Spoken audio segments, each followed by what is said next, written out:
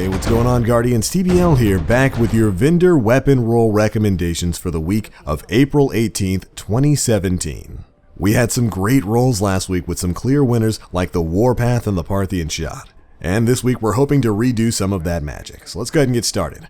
First up at the Crucible Quartermaster, this week we've got a pretty decent B29 party favor. It's got the reflex sight for bonus to aim assist, outlaw, take a knee, perfect balance, lightweight, and rangefinder. So you get a little bit of extra stability and a little bit of extra range. After that, we've got another decent roll of the Palindrome. This one doesn't come with any aim assist boosting sights, but it does have mulligan, partial refund, reinforced barrel, which gives it a big boost to its range at the cost of some stability, casket mag, and then luck in the chamber. And that makes it an okay roll, but not quite a god roll. The knock to stability is really going to hurt this gun and puts it kind of underneath the IS Luna. And not to mention the fact that Luck in the Chamber, while a fantastic perk on its own, isn't going to be getting much use out of this gun with its base magazine size of 9. You're not going to get any real consistency out of those bonus damage shots.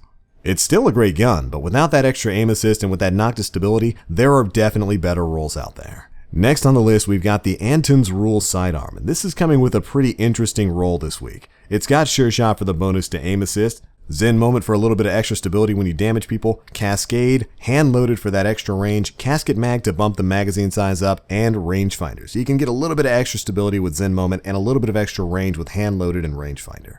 Then we've got the Chaotic Neutral LMG. This thing's coming with aggressive ballistics for that bonus, that little bit of extra impact. It's got unflinching take a knee and perfect balance for accuracy and stability, and then rangefinder and rifled barrel for extra range. Overall, just a lot of options on this LMG. Alright, moving on to the new Monarchy. This week's version of the Assembly 2 is a lot like the first week's version of the Assembly 2. It's got the reflex sight for that bonus to aim assist, both flared magwell and lightweight in its first perk tree, and then it follows up with a mixture of perfect balance, third eye, and persistence in the final couple of trees. Perfect balance and persistence is going to be a great combination for this weapon. It's going to keep it very stable, and like I said, it's a lot like the first week where it had this combination but perfect balance and counterbalance. I just wish it replaced the first two perks with the ones you're about to see. Next up at Dead Orbit, we've got the EXTREMOPHILE 011. This thing is coming with no aim assist boosting sight, but look at the rest of the perks on it. It's got high caliber rounds, hip fire, perfect balance, spray and play, and counterbalance. Yeah, look familiar? This is basically the Assembly 2 roll from like last week or the week before that. And this is a definite buy. The extra stability is going to take you a long way on that mid-impact auto rifle. Next up is the Bitter Edge, and the reason why I included it is because it's got kind of an interesting PvE sort of roll. It's rocking Snapshot, Clown Cartridge, and Firefly. Now with this sniper rifle, it's a faster rate of fire sniper.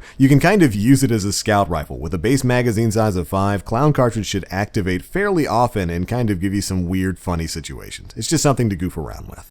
And finally, for Dead Orbit, we've got the Unto Dust rocket launcher, and the roll on this might look familiar because it's basically the Warpath roll from last week. That patented Field Scout Tripod Cluster Bomb combination that's just a perfect PvE weapon. The only problem is the Unto Dust is like in that Choleric Dragon archetype where it's got really low base blast radius. Thankfully, it kind of offsets that with a very fast reload speed and a quicker time to fire. After that, we've got the TEACUP Tempest Vanguard Sidearm. This is coming with a pretty good roll as well.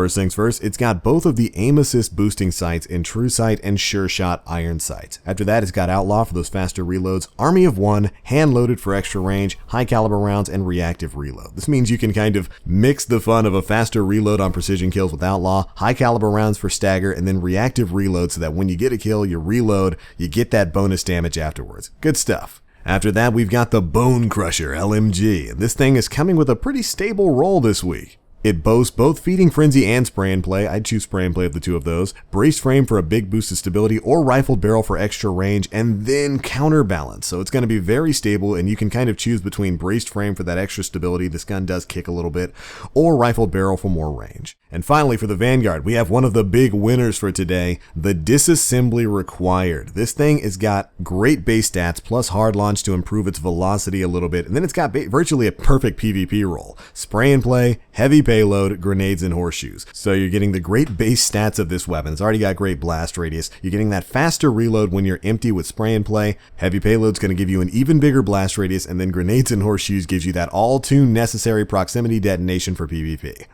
After that is the Wounded Scout Rifle. You guys know this is one of my faves, and it's actually got a pretty fun PvE roll on it this week. It doesn't have any aim assist boosting sights, but it is rocking high caliber rounds, full auto, hammer forged, outlaw, And finally, crowd control. That's just a fun PvE combination. You'd want a little bit more stability on that gun, but the mixture of faster reload speeds with bonus damage and just full auto makes it a really fun weapon.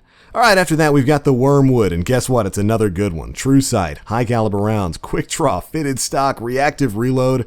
So it's going to have more stability, it's going to cause that flinch with high caliber rounds, and get a little bit of extra range. And you've got the bonus damage potential from reactive reload, occurring whenever you reload after getting a kill.